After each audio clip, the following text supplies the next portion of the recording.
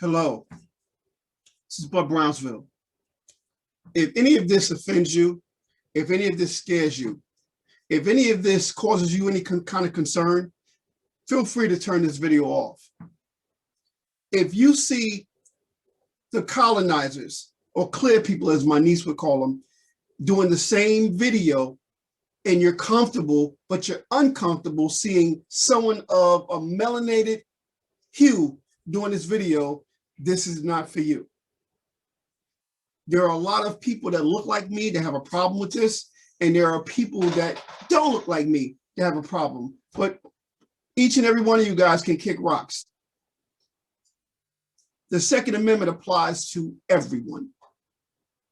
Everyone that is lawfully and legal able to carry. And even that's sketchy because you got people incarcerated for crimes that they did not commit, trumped up charges that they can never get rid of or shake off, and now they can't protect themselves or their family. But this video ain't for that. It's really to address the community that needs to protect themselves, that needs to know what they need to know, and we don't always have to rely on other people to train us about what we need to know about. All right, so that's what this is about. And if you are in tune, if you are interested, stick around. If you're not, you can click exit at any time. With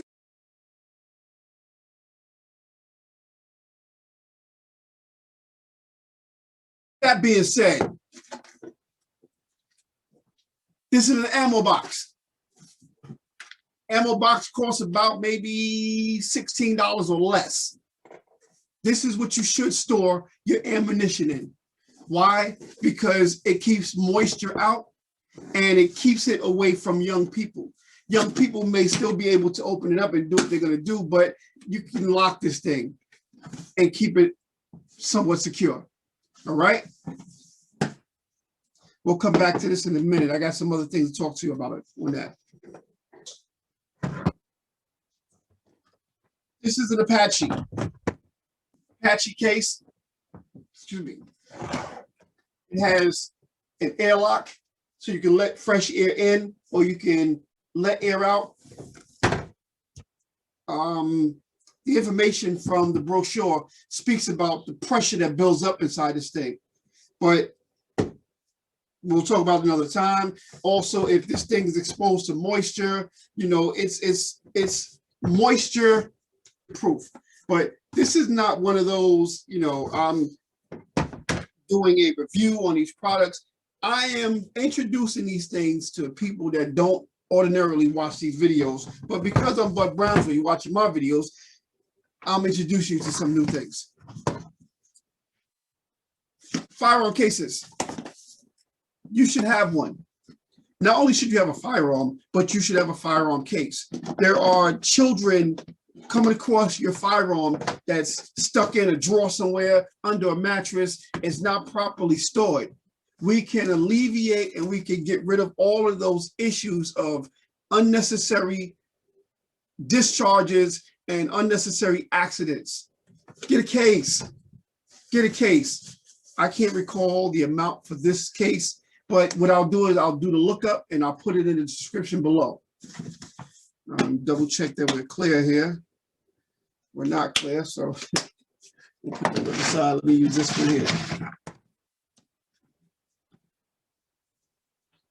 Relatively inexpensive, and this is what you can store your firearms in.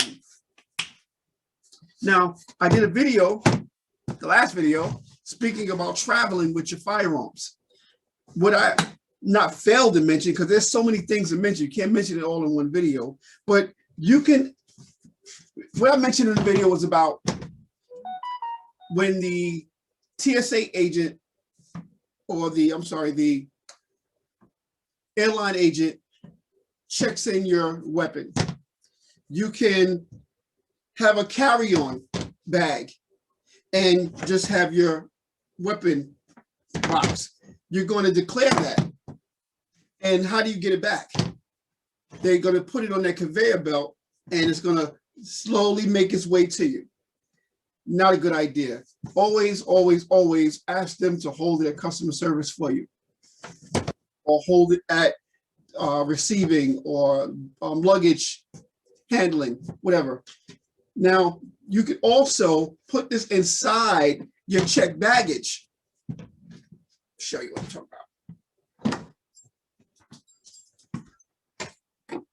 If this is your luggage, you can always declare it in front of the the airline agent. And once you secure it, you can put it inside your luggage and then give that luggage in. So now when this comes through the conveyor belt, your box is inside, safe and sound. Okay, that's another option. I didn't mention that in the other video, but these are aha moments for some people. Some people are like, oh, so you can travel with firearms. Now, do not put this with your weapon inside here and just give your luggage in as normal. They scan these things. And if it's found and you didn't declare it, you're going to get in trouble. So if you hear all the time, airline finds a gun in suitcase, it's because of something stupid like that. Some people forget.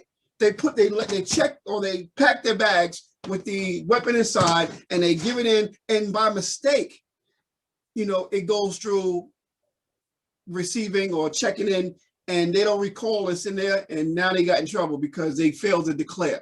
All right, don't get in that trouble, and check the locale that you're going to.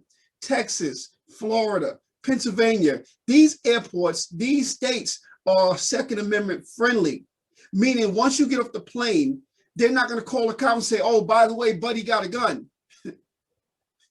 So you can declare it. Don't be afraid to go to the airport and declare your weapon. You want to go the safe route? Drive. I already showed you in the video how you're supposed to lock up your weapon. Keep it unloaded, put it in a locked container, put it in your trunk, and go about your business. All right? So I just wanted to share that with you guys. Now, here's another one. Now, every time I put out one of these videos, my calls ramp up. So thank you for everybody that reaches out to me, and thank you for those that are yet to see this video and reach out to me. All your calls, your comments, your inquiries, all are welcome. All are welcome. I'm here to service the people. Now, in the last video, we spoke about, I'm doing a demonstration outside of a vehicle in Bed-Stuy, Brooklyn. Now, I'm from Brownsville, Brooklyn. I'm from the hood. I'm from the streets. So I do have street knowledge. Yes, the vehicle license plate is on it. Oh my God, when they see this vehicle, they're gonna break in. It's not my vehicle. Maybe I should have blurred the rental cars license plate on it. I should have.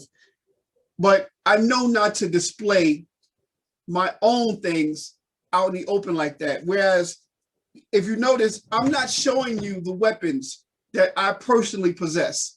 Why? Because you don't want anybody to get an upper hand on you. Do I carry every day? Do I carry concealed? Do I have this? Do I have that? I'm as private as it gets, but I'm kind of showing you guys a glimpse of some of the private information, but I'm not going to display to you what I have, what I use, what I do. We don't rock like that. At least not on the private side as I am. We don't rock like that. What I have is not really important. Just know, ain't gonna run up on me, but so I won't display. I'll show you my training items. I won't show you the actual things.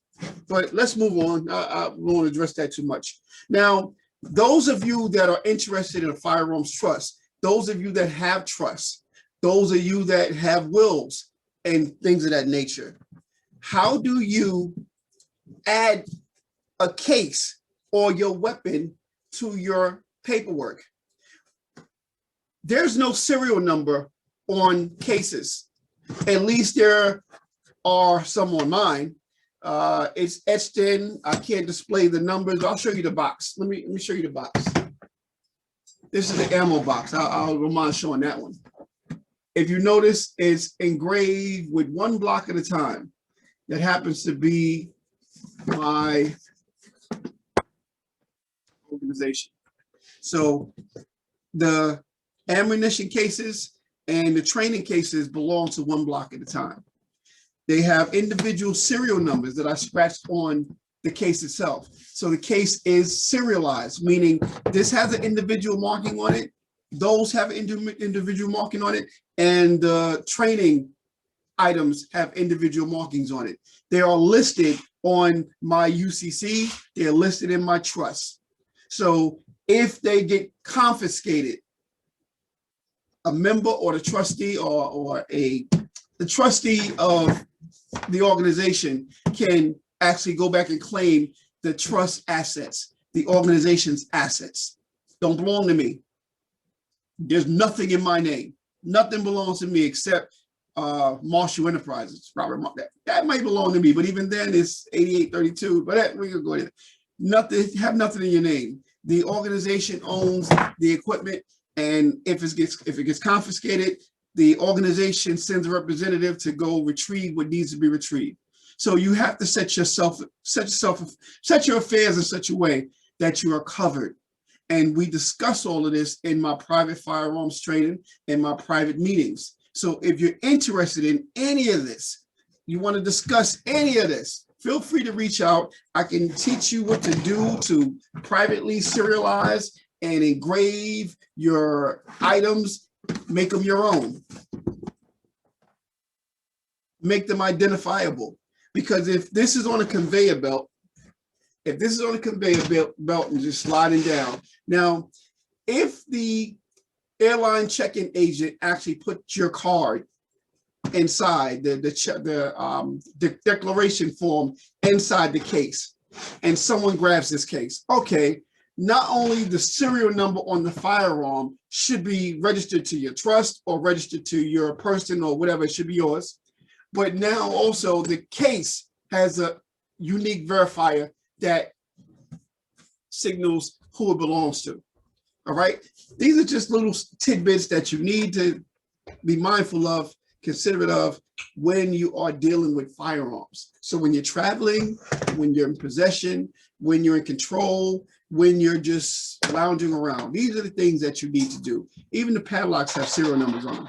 Okay. And final thought, when you're locking up your cases, if your case, which most cases do, have two or more receptacles, you want to call them, eyelets for you to lock it or to lock a padlock on, please use both. If this requires two locks, put two locks on it. Why? Because if you open up the case, you can still partially get in, making it a little easier for someone to get in, and just put two locks on. All right. Now, the rifle shotgun case, this is also from Apache. This one has 3. Or was it just 2? The Apache shotgun case has 2 eyelets. Please put 2 padlocks on. Don't just put 1. All right? Trust me. You'll thank me later. See you later. I think that's all. This is Bud Brownsville, representing Bud Brownsville LLC. And if you would like some training, give me a call.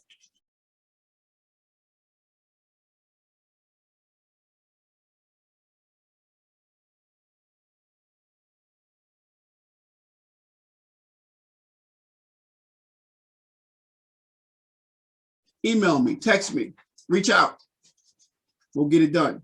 All right. So I hope you enjoyed it. I hope you learned something. If you have any questions, leave me a comment.